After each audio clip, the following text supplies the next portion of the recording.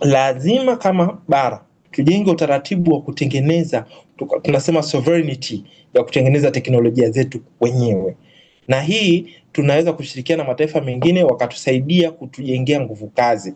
Ukiangalia kuna hizi nchi za BRICS zote naona zinafanya vizuri sana, lakini baada ya hapo tuketi chini tutengeneze vitu vyetu wenyewe ambavyo hamna mtu mwingine anaweza labda akaingilia, kwa sababu anajua kilivyotengenezwa, anajua madhaifu yake na vitu vingine kusababisha kafanya kitu ndicho sicho. Kama tutafikia kwenye level hiyo ya kuhakikisha kwamba tuna sovereignty ya kutengeneza mambo yetu wenyewe, tunaweza tukapiga hatua nzuri sana kuliko kutegemea vitu kutoka kwenye mataifa mengine. Kwa mfano, kwa upande wa nchi ya Tanzania, sisi tuna taasisi inaitwa IGA.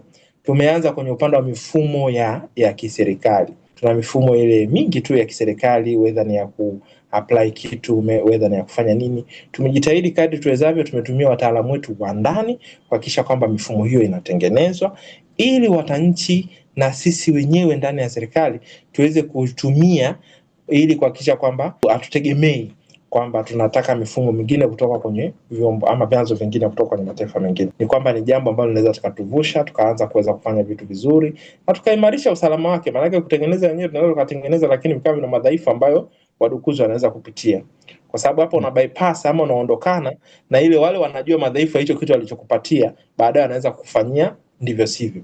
Kwa hiyo ukiwa nacho wewe ulichotengeneza mwenyewe, maana yake unakuwa na uwezo wa kucontrol vizuri.